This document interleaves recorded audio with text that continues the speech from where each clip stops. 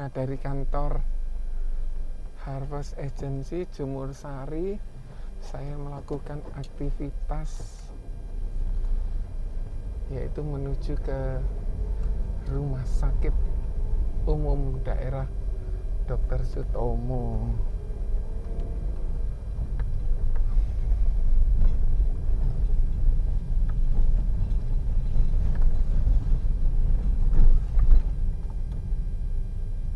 Apa sih tugasnya seorang agent?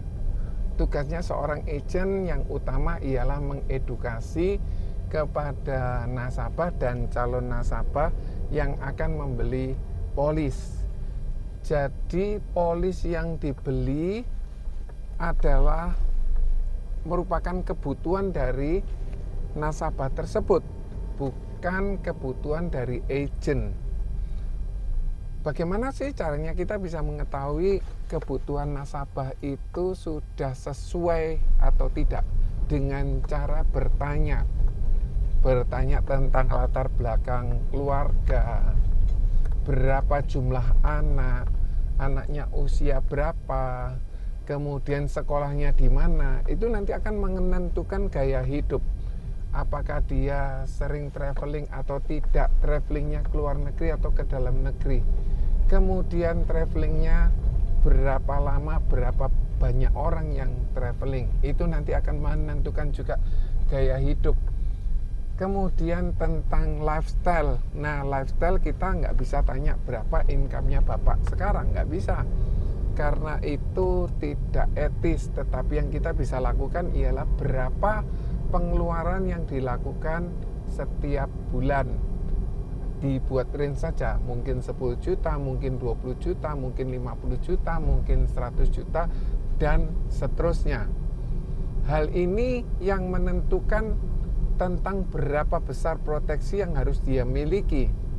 Apakah dia memiliki hutang di bank atau tidak, apakah dia memiliki kredit yang belum terbayar, apakah dia masih memiliki anak-anak yang masih kecil sehingga membutuhkan proteksi. Apabila terjadi resiko, maka anak-anaknya tetap sekolah, tetap bisa melanjutkan kehidupan bagi istrinya, bagi anak-anaknya. Apalagi yang kita bisa lakukan, yaitu tentang selama ini apa yang sudah dilakukan, berapa besar proteksi yang sudah dimiliki. Terus kemudian bagaimana caranya dia mengatur keuangan. Andai kata dia sudah mengatur dengan baik, tidak apa-apa. Apakah dia masih menyimpan keuangan atau tidak. Dan yang perlu diperhatikan ialah tentang berapa banyak orang yang ditanggung sama pencari nafkah tersebut. Anaknya berapa, kemudian apakah dia nanggung orang tua atau tidak. Itu nanti akan mempengaruhi bagaimana sih caranya dia masih tetap bisa membiayai semuanya walaupun beliau sudah tutup usia. Ini yang boleh disebut, kalau istilah syariah itu proses wakaf.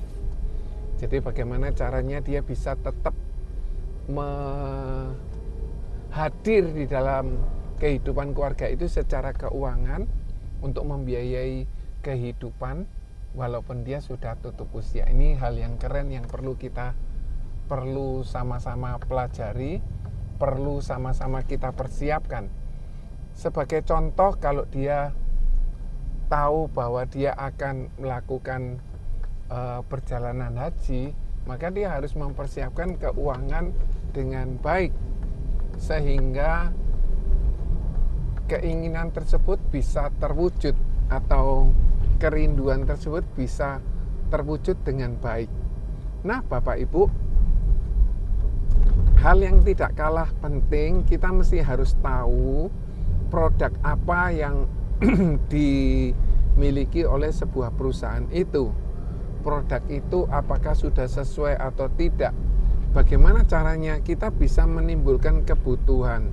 Sebagai contoh, kalau dia punya anak, ternyata anaknya ini masih kecil dan anak tersebut masih bergantung dengan orang tua, sedangkan orang tuanya itu di usia produktif, apakah bisa terjadi apabila orang tuanya itu mengalami sakit, bahkan sakit kritis, bahkan tutup usia atau mengalami kecelakaan. Hal itu semua mungkin terjadi. Nah, bagaimana dengan kehidupan sekolah anaknya? Apakah anaknya masih tetap bisa bersekolah atau tidak? Ini berkaitan dengan keuangan yang harus diatur. Jadi, orang atau keluarga tersebut apakah sudah memiliki, contoh, dia sudah memiliki tabungan, apakah dia sudah memiliki investasi. Apabila dia masih memiliki keuangan yang cukup, dia harus melakukan investasi. Dua hal tadi adalah langkah yang sudah tepat, yaitu memiliki tabungan. Untuk apa sih tabungan? Untuk membiayai biaya hidup, biaya makan, listrik, air, telepon, biaya perbaikan motor, bayar STNK, bayar kebutuhan biaya pendidikan dan sebagainya. Nah, uang yang masih ada harus diinvestasikan. Supaya apa? Supaya uangnya ini tetap bisa mengikuti kenaikan dari inflasi. Tentu saja harus disesuaikan dengan karakteristik orang tersebut. Apakah orang tersebut ini punya keberanian atau resikonya tinggi? Karena high risk, sebuah investasinya high risk, pasti high return. Kemudian yang low risk juga low return. Tetapi yang high risk itu untungnya bisa cepat, tetapi ruginya juga bisa cepat. Nah, apakah orang itu punya kemampuan ke sana? Enggak. Nah, kalau dia sudah punya kemampuan ke sana, enggak apa-apa, diinvestasikan ke sana. Dan yang ketiga, tadi kan pertama tabungan, yang kedua investasi, yang ketiga kita harus memiliki proteksi. Kenapa kok kita harus memiliki proteksi? Kalau tidak, maka uang yang diinvestasikan itu bisa habis. Uang tabungan bisa habis untuk biaya berobat. Nah, sekarang biaya berobat, apalagi yang masuk ICU, apalagi yang sudah operasi, apalagi yang kanker, sakit kritis, itu habisnya sudah pasti banyak. Dan uang tersebut bisa keluar dari kantong investasi, dan tabungan tadi dengan sangat cepat. Jadi bisa susut dengan cepat. Tetapi kalau dia memiliki proteksi, maka kehidupannya dia, investasinya dia, tabungannya dia bisa dikatakan aman atau masih bisa teratur dengan baik, bisa terorganisir dengan baik. Artinya kehidupannya tetap bisa jalan. Tetapi kalau misalnya dia tidak memiliki proteksi, biasanya uang tabungan diambil, uang dari investasi diambil. Untuk apa? Membiayai biaya-biaya yang timbul tersebut. Nah, hal ini perlu selalu diantisipasi dengan memiliki sebuah program atau proteksi yang dinamakan asuransi. Jadi asuransi itu memberikan sebuah ketenangan agar kehidupan tetap bisa jalan, tetapi dia masih bisa melakukan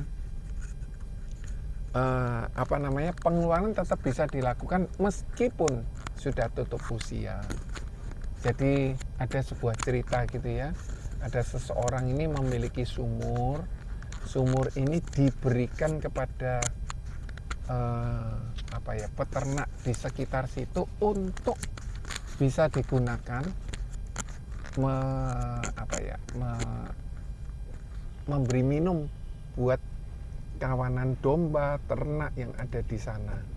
Dan sumur itu tetap bisa mengalir airnya meskipun pemilik sumur tersebut bisa tutup usia. Nah, ini konsep yang bagus. Itu yang namanya kita memiliki sebuah perencanaan yang baik. Jadi proteksi yang ketiga tadi, apa sih yang kita bisa persiapkan? Yang pertama pasti proteksi kesehatan, asuransi kesehatan lah.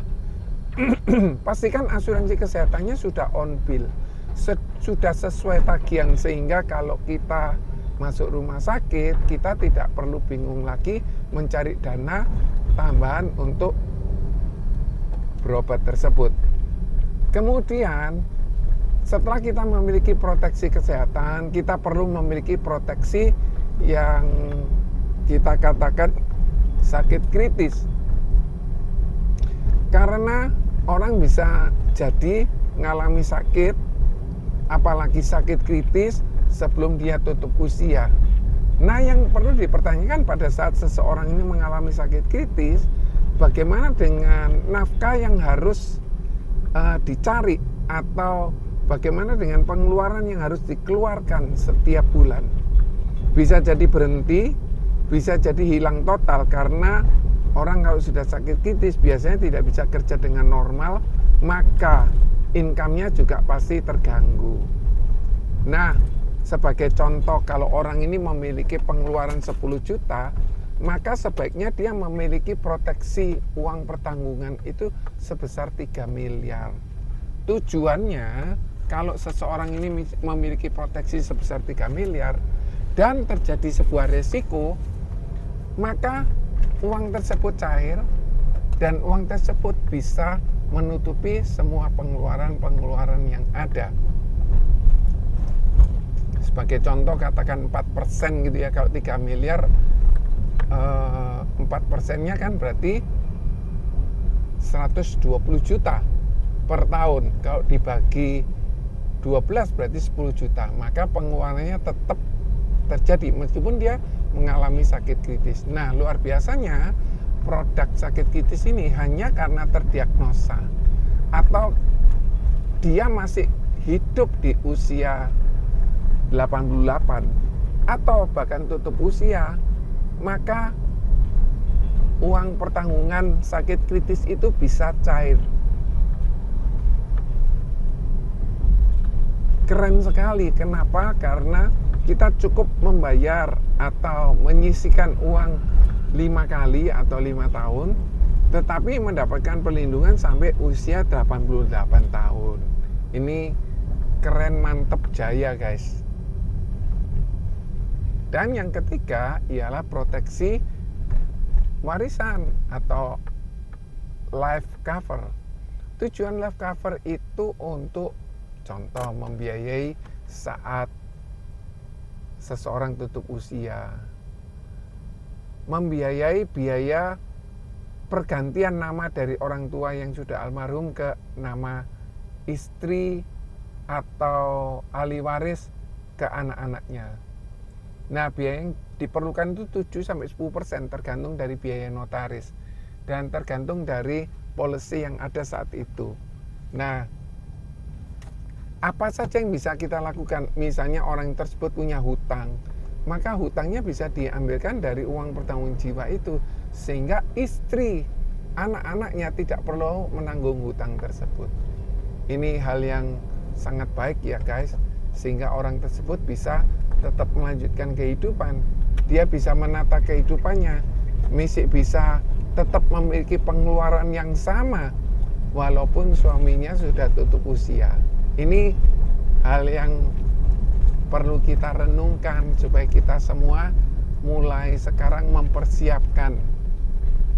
Tidak perlu harus yang proteksi yang sangat besar terlebih dahulu, tetapi keuangannya nggak cukup untuk membiayai, tidak disarankan.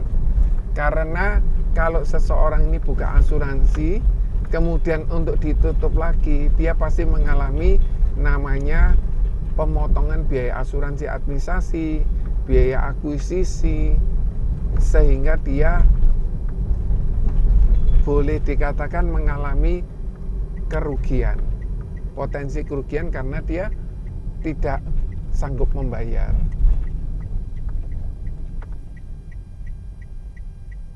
Nah, sedangkan proteksi sakit kritis tadi itu cukup kita menyisihkan selama 5 tahun, kita mendapatkan proteksi selama 88 tahun. Sedangkan untuk yang life atau jiwa tadi mendapatkan perlindungan sampai usia 99 tahun. Ini hal yang keren, mantap sekali ya guys. Nah, setelah kita tahu tentang produk tersebut dan kita timbang-timbang ternyata produk tersebut memang cocok kita butuhkan, maka seseorang itu bisa beli proteksi tersebut.